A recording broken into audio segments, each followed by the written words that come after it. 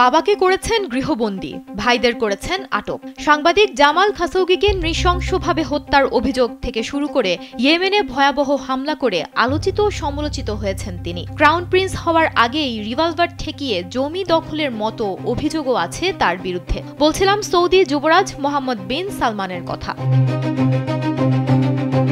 মাত্র ৯ বছর আগেও সৌদি আরবের রাজনীতিতে তার নাম তেমন কেউ শোনেননি। তার ক্ষমতা দখলের পথটাও ছিল আরও নাটকীয়। তৎকালীন বাদশাহ আবদুল্লাহ যখন ফুসফুসের ক্যান্সারে আক্রান্ত, তখন সিংহাসনের লড়াই জমে ওঠে। বাদশাহ আবদুল্লাহর মৃত্যুর পর সৌদি আরবের নতুন বাদশাহ হন সালমান বিন আব্দুল আজিজ।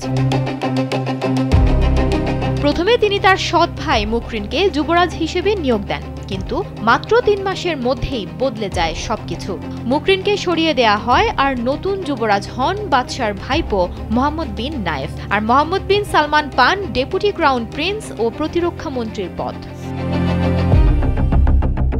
প্রতিরক্ষা মন্ত্রীর পদ পাওয়ার পরই রাজপ্রাসাদে অদৃশ্য খেলা শুরু করেন তিনি। এমবিএস নামে বহুল পরিচিতি পাওয়া সালমান তার বাবার দিকে নজর রাখা শুরু করেন। আস্তে আস্তে এমবিএস তার বাবাকে ঘনিষ্ঠজন ও পরিবার থেকে আলাদা করতে থাকলেন। এমনকি বাদশাকে তার স্ত্রী অর্থাৎ মোহাম্মদ বিন সালমানের মায়ের সঙ্গেও দেখা করতে বাধা দেওয়া হতো। বাবার নিরাপত্তা ও নজরদারিতে নিজের প্রভাব বাড়াতে থাকেন তিনি। এমনকি তার মা এবং 2 বোনকে গৃহবন্দী করেন এবং বাবাকে এ সম্পর্কে ঘুণাক্ষরেও কিছু টের পেতে দেননি।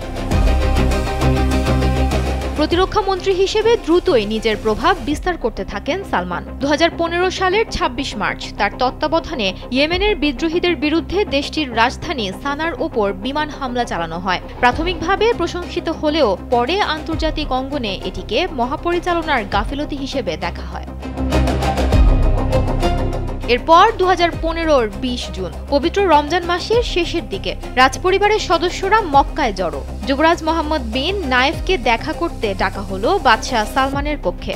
লিফটে ওঠার সঙ্গে সঙ্গে তার দেহরক্ষীদের অস্ত্র ও ফোন ছিনিয়ে নেওয়া হয়, করা হয় গৃহবন্দী। তিনি ডায়াবেটিক্সে ভুগছিলেন। সেই রাতে তাকে ওষুধ না দিয়ে চাপের মুখে ফেলে পরের দিন সকালে পদত্যাগপত্রে স্বাক্ষর করানো হয়। তিনি সালমানের প্রতি আনুগত্য প্রকাশ করেন। তাদের এই সাক্ষাতের ভিডিও সৌদি টিভি ও সামাজিক যোগাযোগ মাধ্যমে সে সময় বারবার সম্প্রচার করা হয়। ভিডিওতে দেখা যায় বাদশাহ মোহাম্মদ বিন নায়েফকে অভ্যর্থনা জানাচ্ছেন এবং নায়েফ তার প্রতি আনুগত্য প্রকাশ করছেন। এ নাটকীয় দৃশ্য সৌদি টিভি ও সামাজিক মাধ্যমে ছড়িয়ে পড়ে। নায়েফকে সরানোর পর এমবিএসকে যুবরাজ ঘোষণা করা হয়। তিনি যুবরাজ হওয়ার সাথে সাথেই ক্ষমতার সকল পদক্ষেপ নেন। বিনিয়োগ, অর্থনীতি, রাজনৈতিক প্রভাব সবকিছু নিজের হাতে। 440 ফুট লম্বা বিলাসবহুল ইয়ট দ্য ভিঞ্চির বিখ্যাত চিত্রকর্ম, 5 তারকার রিটস কার্লটনে প্রিন্সদের গৃহবন্দী, সবকিছুই তার ক্ষমতার প্রতীক।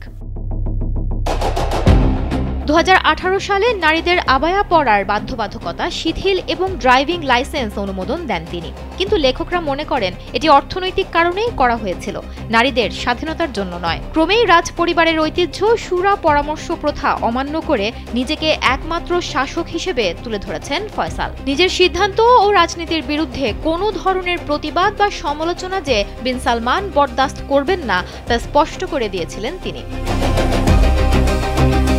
তবে তুরস্কের সৌদি দূতাবাসে জামাল খাশোগি খুন হওয়ার ঘটনায় এমবিএসকে নিয়ে আন্তর্জাতিক প্রাঙ্গণে বিতর্কের সৃষ্টি হয়। তদন্ত শেষে সিআইএ জানায় এ হত্যার নির্দেশ স্বয়ং যুবরাজই দিয়েছিলেন। বলা হয় সৌদি আরবে অন্তত 10,000 প্রিন্স রয়েছেন, তাদের মধ্যে প্রায় 100 জন রাজনৈতিকভাবে সক্রিয় এবং তাদের সবাইকে সরকারের পক্ষ থেকে মাসিক ভাতা দেওয়া হয়। ক্রাউন প্রিন্স হিসেবে ক্ষমতা গ্রহণের পরপরই এ ভাতার হার কমিয়ে দেন মোহাম্মদ বিন ফয়সাল। শুধুমাত্র তাই নয়, ব্যবসায়ী ও জ্যেষ্ঠ সরকারি কর্মকর্তা মিলিয়ে 380 জনকে গ্রেপ্তার করার নির্দেশ দেন তিনি।